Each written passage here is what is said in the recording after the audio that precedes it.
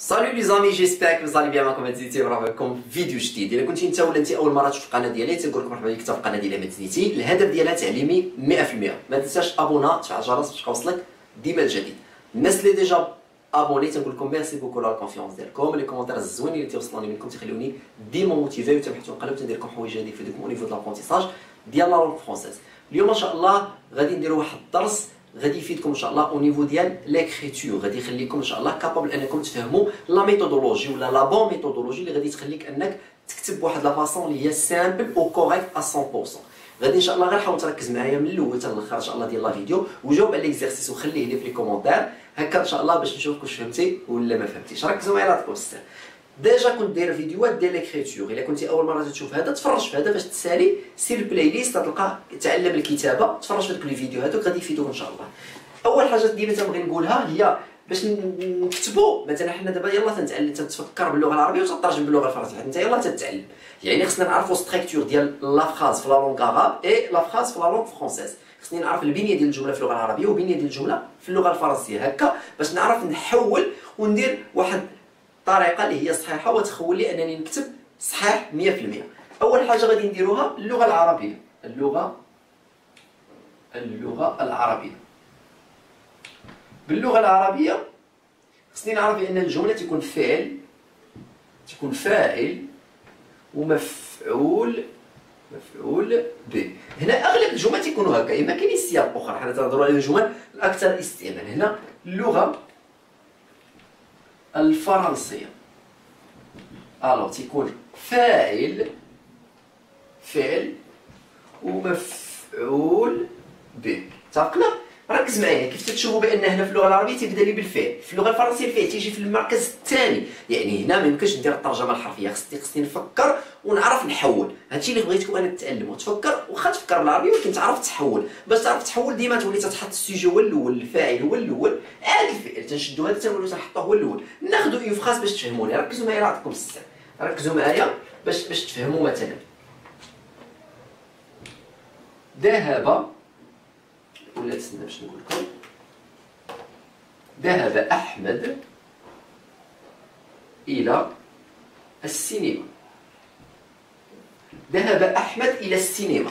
ذهب أحمد إلى السينما. لاحظوا هذه جملة باللغة العربية ياك؟ تيكون عندي الفعل هو الأول ها هو فيرب، أبخي عندي أحمد اللي هو الفاعل ها هو السوجي، إي أونسويت عندي المفعول به ياك؟ الكومبليمون. متفقين ولا ما متفقينش؟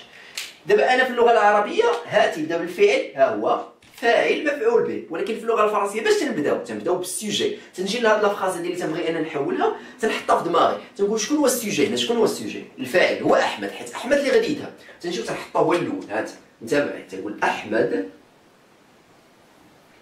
ابقى عندي لو فعل، الفعل اللي هو ذهب راه ديجا مشى ياك؟ ديجا مشى، حيت ذهب في نين زمن، في زمن الماضي. يعني انا تنجي لهذا الفعل اللي هو ذهب. الفعل ذهب هو لو فيرب الي، لو فيرب الي في الباسي كومبوزي. تنقول جو سوي الي، tu es allé، il est allé. alors le verbe احمد est allé ها هو اي تتقرا est allé. احمد est allé الى السينما او سينما واش فهمتوني كي داير الترجمه بكل بساطه بواحد الطريقه اللي هي صحيحه. حطيت السوجي هو الاول، جبت لو فيرب هو الثاني، اي اونسويت حطيت الكومبليمون. باغ كونطخ في اللغه العربيه تكون عندي الفعل فاعل مفعول به. هنا فاعل مفعول به. تفقنا ولا ما تفقناش؟ هنا درت ترجمه بسيطه بادوات اللي هي سهله وبكلمات اللي هي سهله، ماشي شي حاجه اللي صعيبه. هنا ناخذ جمله مثلا اخرى، مثلا مثلا سأسافر غدا مع أخي. سأسافر غدا مع أخي. شوفوا هاد لافراز هادي، سأسافر غدا مع أخي. هنا عندي سأسافر، هنا عندي الفعل اللي هو سافر. وشكون على ما تيعود هاد الفعل هذا؟ تيعود هاد الفعل عليا أنا، حيت أنا اللي غادي نسافر. كاين ولا ما كايناش؟ تنجي ألوغ أنا في اللغة الفرنسية هو جو. لو فيرب سافر اللي هو فواياجي، لو فيرب فواياجي. ولكن في أين زمان؟ أنا مسافر دابا؟ نو، يلا غادي نسافر. ألوغ فاش؟ في الفيتور. في الفيتور الا كنتي حافظ لا كونجيغاسيون تتقول جو فواياجوري، ما كنتيش حافظ لا كونجيغاسيون تتقول جو في فواياجي. جو في فواياجي اسافر، كنتي حافظ تقول جو فواياجوري نيشان. جو في فواياجي شنو عندي؟ عندي غدا. غدا يمكن لي نحطها في الوسط ولا نحطها في الاول. انا غادي نحطها هنا في الاول. هات غادي نقول دومان. شتو الزمن يمكن تحطو في الاول الا بغيتي، يمكن تحطو في الاول. عقلوا على هاد الفكره هادي مزيان. دومان جو في فواياجي مع اخي افيك مون فخير. مون فخير اتفقنا؟ Demain, je vais voyager avec mon frère. ولا نقدر نقولها Demain, je voyagerai avec mon frère.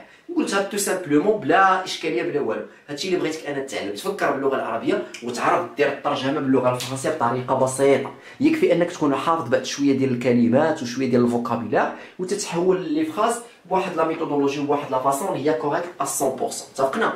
يعني تتشد السوجي هو الاول، تتحط وراه لو فيرب اي ابري الكومبليمون. حيت في اللغه العربيه تكون عندك فعل. هذا تكون في اللغه العربيه، تشوفوا معايا باش تفهم. دابا في اللغه العربيه تكون عندي هذا هو الاول، شفتوا؟ هذا هو الاول، هذا هو الثاني، هذا هو الثالث. تنجيو لهنايا شوفوا الفعل فين ولا. شوفوا الفاعل اللي كان الثاني ولا هنا هو الاول.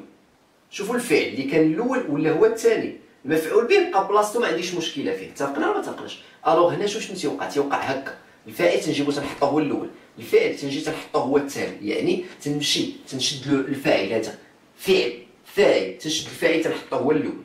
تنجي وراه شنو تنحط الفعل اللي هو ذهب. ها هو. اتفقنا ولا ما اتفقناش؟ ابخي عندي الكومبليمون تنحطو عاوتاني. جينا لهاد لافراس تنجيو تنحط هنا. بامكاني نحط هاد غدا حيت الزمن ولا الزمن ديما يمكننا نحطوه في الاول، سي با كراف، ولا نقدر نديرو في الوسط ولا في الاخر، ماشي مشكل.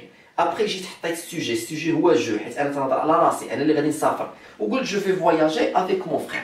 تنتمنى الفكره تكون باتكم. هادو طرق بسيطه جدا لتحويل كلامك من اللغه العربيه الى اللغه الفرنسيه.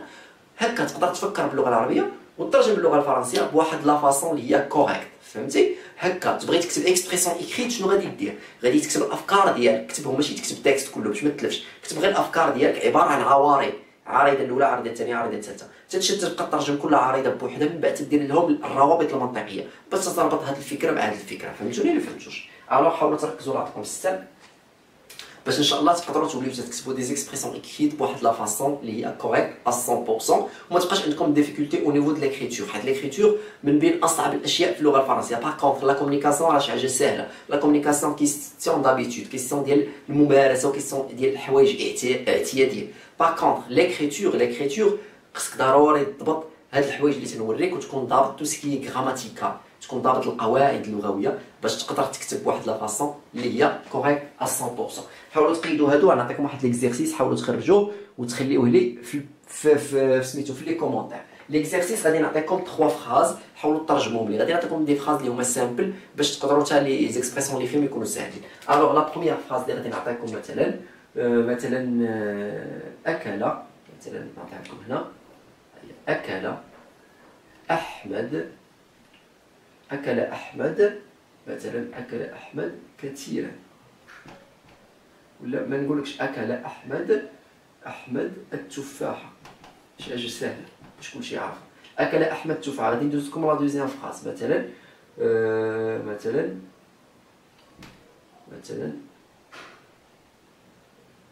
ذهبنا عند جدي.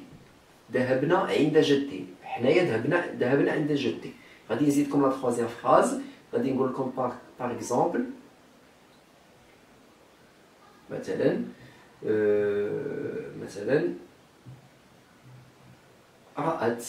رأت سلمى عصفورا. رأت سلمى عصفورا. رأت هنا لو فيرب فوار. هنا رأت راه ديجا رأت الوغ في الباسي كومبوزي. فهمتوني ولا فهمتوش؟ وسلمى المهم بلا ما نزيد نشرح لكم باش تفكروا راسكم. الوغ اكل احمد التفاحه، ذهبنا عند جدي، رأت سلمى عصفورا. تتمنى ان الدرس يكون ديال اليوم يكون الاعجاب ديالكم. تتمنى انكم تفهموا البرانسيپ وتفهموا لا بون ميثودولوجي باش تحول كلامك من العربيه للغه الفرنسيه بواحد لا فاصون اللي هي كوريكت و افيكاس. كان معكم زيتي. الى ان نلقى بكم في الدروس الجايه وفي الفيديوهات الجايه. تنقول لكم السلام عليكم.